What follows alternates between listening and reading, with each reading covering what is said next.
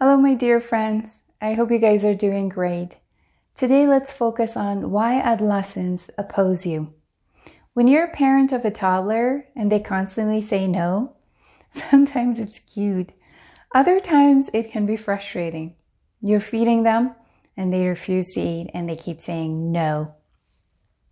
When you're a parent of a preteen and you ask them, go make your bed, and they say, why? Why should I make my bed? That can be sometimes annoying for parents.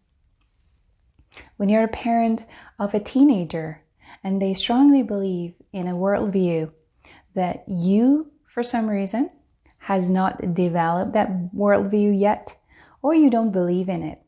And that can be sometimes disappointing when they criticize you. First of all, let's understand the stages of adolescence. There is a pre-adolescent or early adolescent stage that starts around age 9 and it lasts up to age 13. There is middle adolescence that starts about age 14 and lasts up to age 17. And then there's late adolescence, which starts about age 18 and lasts up to age 21. During these times, just in my examples, excluding the toddlers, even though yes, they have this behavior common with teenagers, during this process, these children are doing something we call in psychology autonomy. They are asserting their autonomy. They want to become more independent. They want to become self-sufficient. They want to be their own person. And this is quite normal and this is a healthy process for them to be so.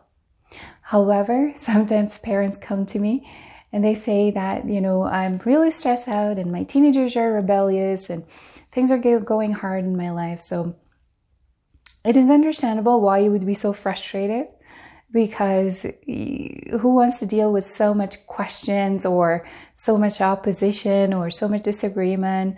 If it's a lot more frequent in your life, then it's understandable why you would be under a lot of stress.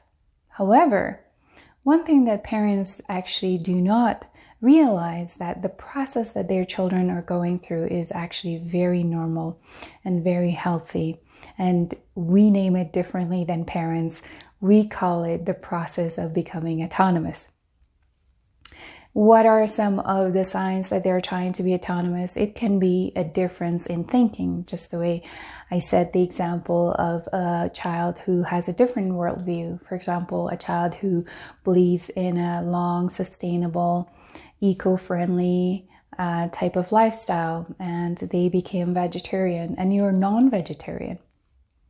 So sometimes they would be challenging you to why you're eating non-vegetarian food and how it's going to be causing whatever reasonings that they will be giving you some sort of damage to the environment. So that can be one of the examples of independent thinking. They're forming their own value system. They're forming their own belief system at this point.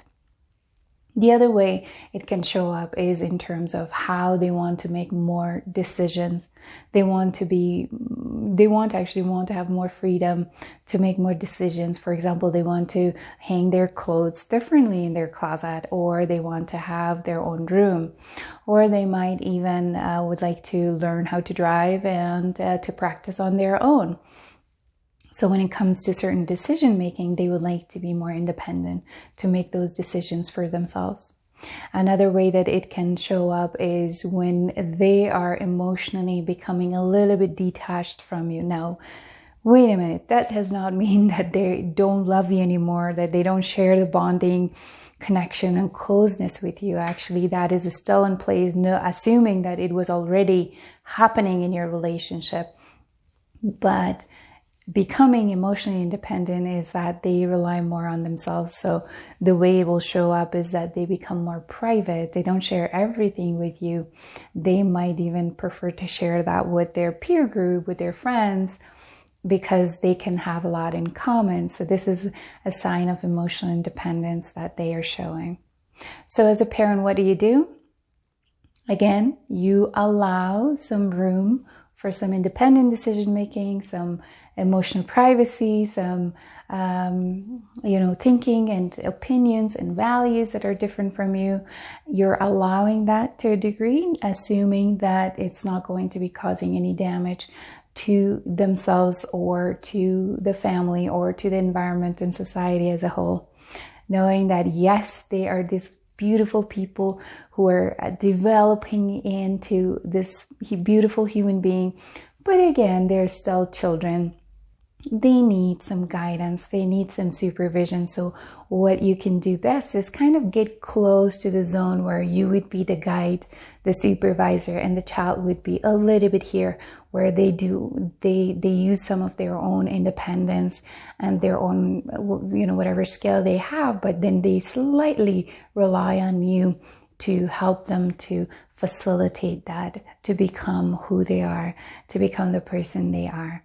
So as a parent, you can help this process by becoming that friend, becoming that guide, becoming that maybe like a mentor, but at the same time, and see it as a normal process if they disagree with you, if they criticize you, and if they sometimes even reject some of the things that you believe in.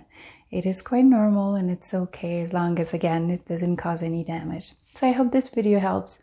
I'll see you guys in the next video. Have a great day and stay safe. Bye.